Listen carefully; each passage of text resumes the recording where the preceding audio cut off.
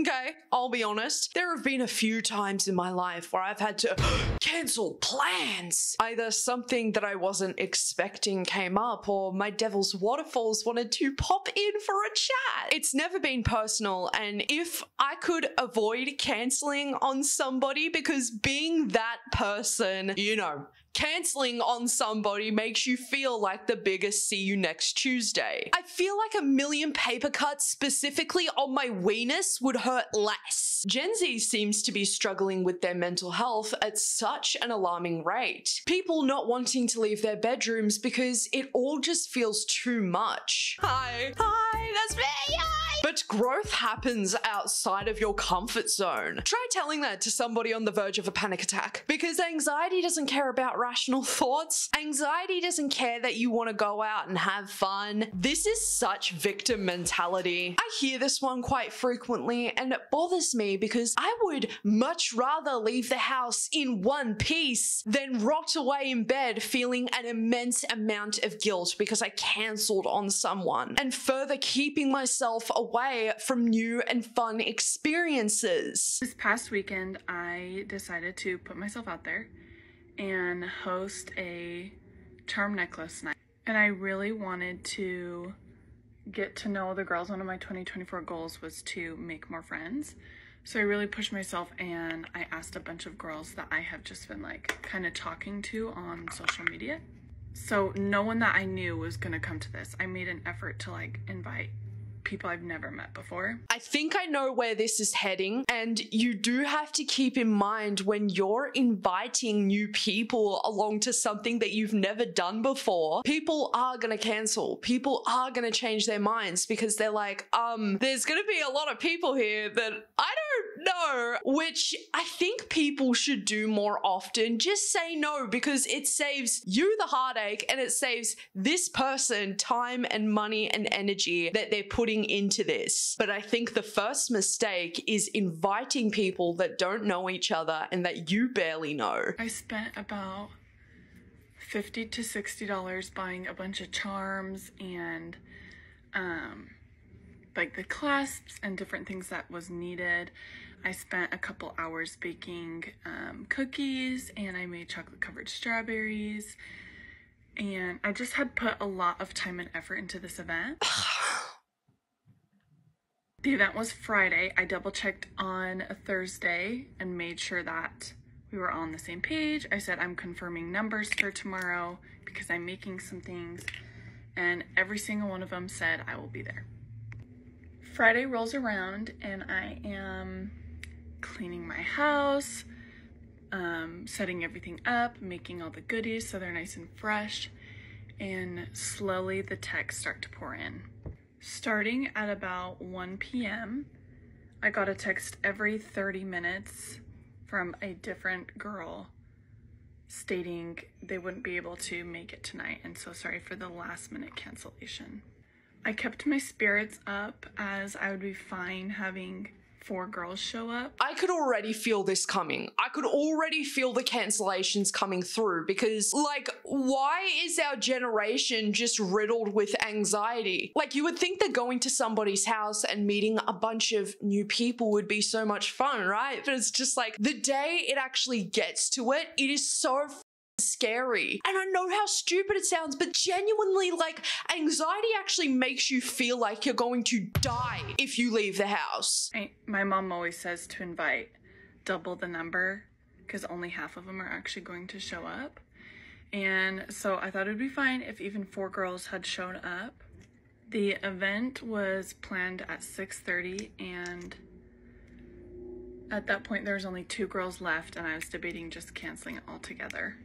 At 6:07, I got a text from the second to last girl stating she's so sorry, but she's not able to make it. And I only had 1 girl left. And at that point, I'm super defeated. I'm not my best. That even surprised me because you would think that not every single person was going to cancel. Now, if we find out that the last person cancels, this is just absolutely ridiculous. For next time, maybe do one-on-one invitations. You know what I mean? Like go out to lunch one-on-one, get to know the person first before you invite them over with a bunch of other people. Because in theory, it sounds like a lot of fun, right? But actually getting there and executing those plans is what kind of scares the shit out of some people. Let's say the last girl didn't cancel, right? Don't give up just yet. One person didn't cancel on you. That means that one person really, really wanted to go to your place, make bracelets, eat cookies. Do that with the one person. I think people tend to forget that you don't need millions of friends. At my best, and I just decided to cancel.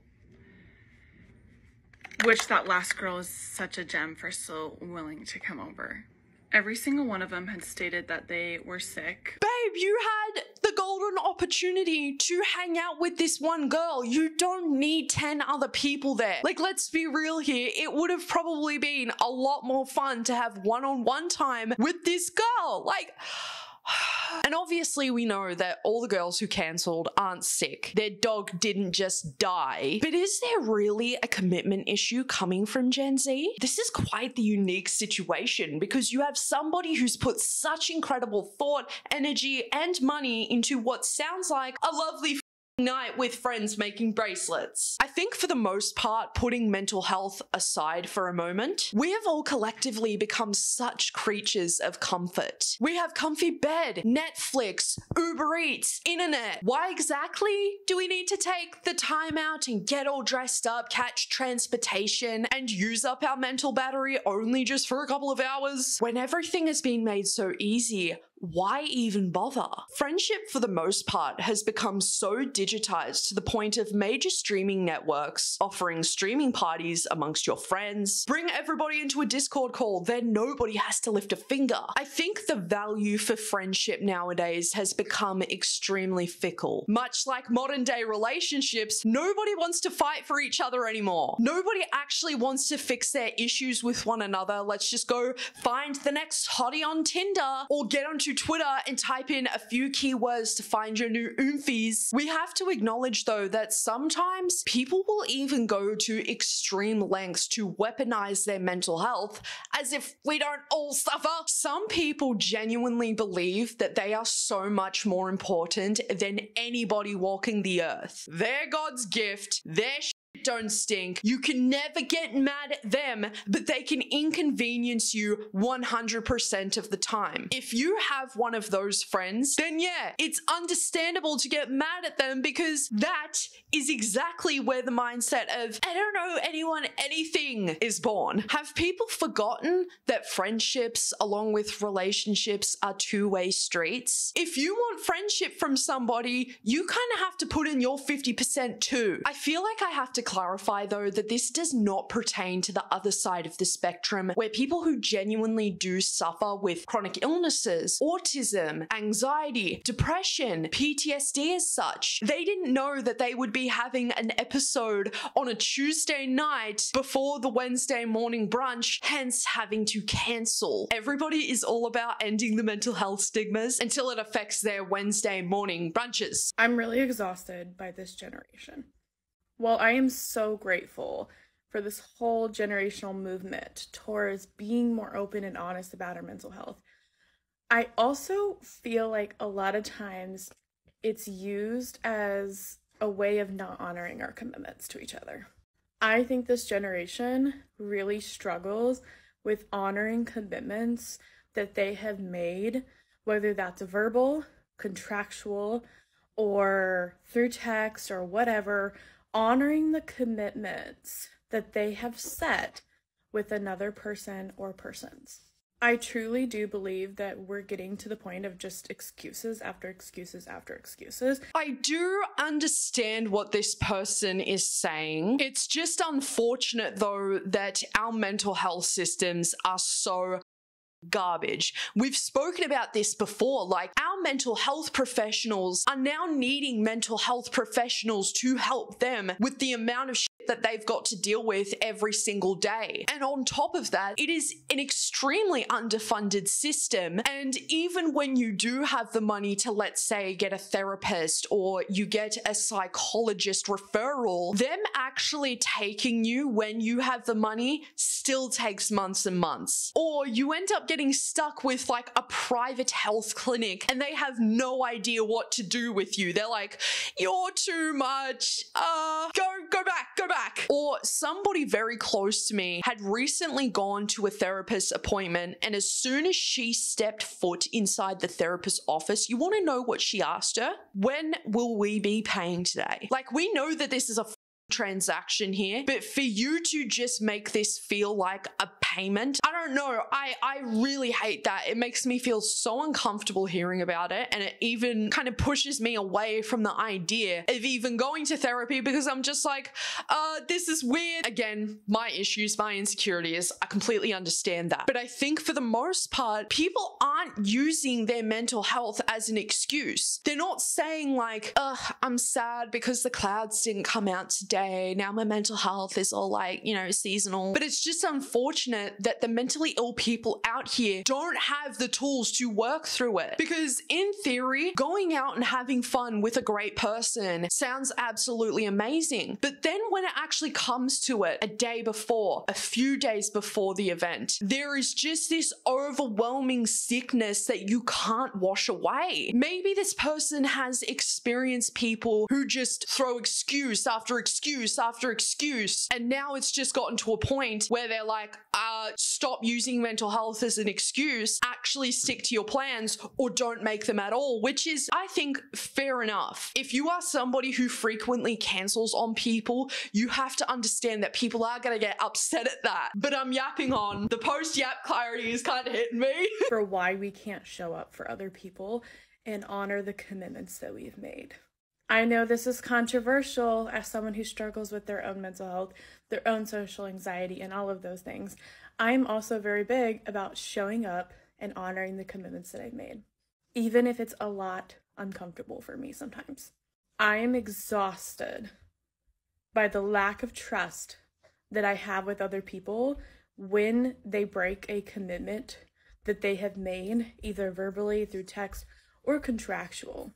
If you truly cannot honor a commitment, don't make the commitment in the first place. I think that's what this person's main issue is. They probably have people around them who are constantly just canceling commitments, and that is not fair on her. She should not have to be constantly at the brunt of, no, I'm sick, my mental health acted up. At some point, it's just like, okay, just say no. You are allowed to say no. And it is actually better if you say no right now than I'm sick in a couple of days, because I have just planned all of this and you don't give a shit about it. But then the other side, if something genuinely actually comes up with work that you are more committed to than going out on a Thursday for drinks, then unfortunately you have to honor the most important commitment. Or let's just say they get the vid, or somebody in their family gets really sick. You kind of don't have a choice but to be okay with that. I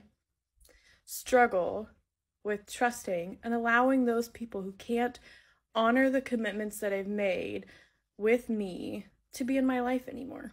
I don't want to be friends with people who can't honor commitments. Which is fair enough. Don't be friends with those people. If they are constantly canceling on you, that is a really shitty thing to do. At some point, you got to know yourself and you got to be like, if I struggle a lot with anxiety, maybe instead of saying, yeah, I'll go, maybe say, I can't make any promises, but I would love to be there. I'll let you know in a couple of days if that's okay with you. But it does sound like this person needs new friends, because honestly, not everyone is like this. The entire world doesn't have anxiety. The best thing for this person to do is get out there and make new friends, because it seems like her friends that are in her life are shitty. I don't want to be in association with people who can't honor commitments. I don't want to be friends with people who can't show up. I don't want to honor or anything like people who can't just honor their word, because I can't trust your word if you're not honoring your commitments. Therefore, I can't trust you as a friend. Showing up and honoring your commitments looks different to everyone. But at the end of the day, you will be very lonely if you cannot be trusted by the people around you and you can't show up and honor the commitments that you've made. Which, of course, is true to an extent. I feel, though, that this video only really applies to people if they are genuinely unreliable, if they are never showing up for anything, if every single time without failure you're making plans with this person and then they're like, no, I'm sick, no this, no that, then yeah, they're a cunt. Because yeah, some people can act like cancelling a lunch is the same as having a knife twisted through their back. I do agree with the mental health bit though. At some point it does become excuses upon excuses. I struggle really, really bad with my anxiety. Like every single time I talk about it, I want to cry. It gets so severe sometimes that I'm like, I don't want my friends to have to take on the burden of helping me to calm down during a panic attack. I don't want this embarrassment for them. So I would just rather not go out at all. I so wish I was like one of those girls who could go out every single night without fail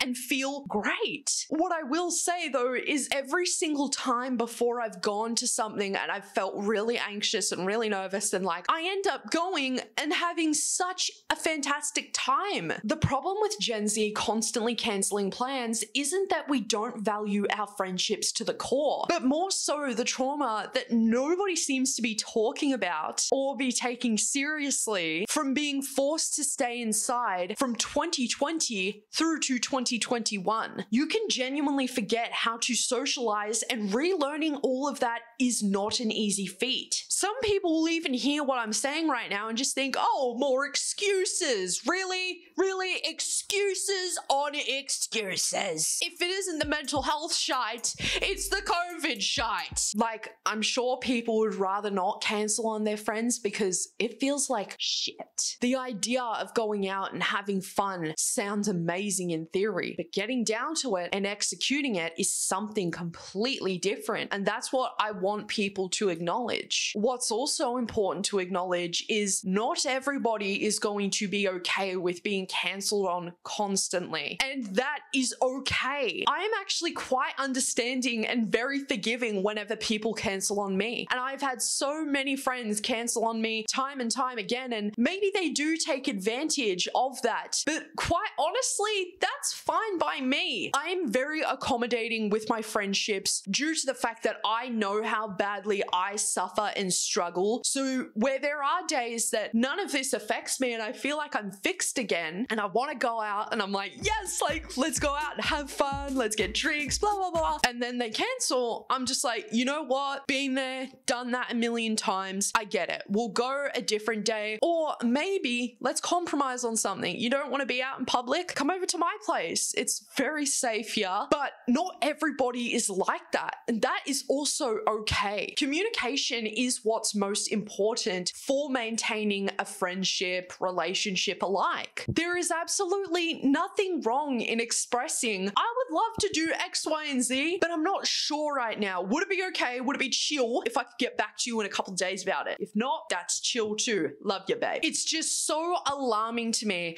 how many posts I see over on TikTok of people my age or younger talking about how their anxiety stops them from doing so much. And I wish I had answers, but I'm currently working and healing right now from that. I had 3 really big and bad panic attacks 2 years ago. 2 years ago. And I still feel like I'm recovering from that. And it is the weirdest feeling, but it also stops me from even taking Ubers because I'm too afraid to not be moving or doing anything that's not distracting my mind, you know? I don't know if the Uber driver is just gonna pull over and kill me. Anxiety sucks. It can be the smallest things that set off a panic feeling in my chest. And then I end up cancelling plans because of it. It makes me feel so stupid because why can't I just ignore it? Why can't I just ignore the anxious thoughts? I hate that it makes me miss out on things. Almost made the yapper herself cry. Stop it. Stop it. I've actually done pretty good makeup today. You are allowed to cancel plans day of, sometimes even hour of, depending on what's going on. And that doesn't mean that you are a bad person. You have the right, and it is allowed for you to cancel plans when you need to cancel plans without feeling overly guilty, without being fearful of how someone's going to react.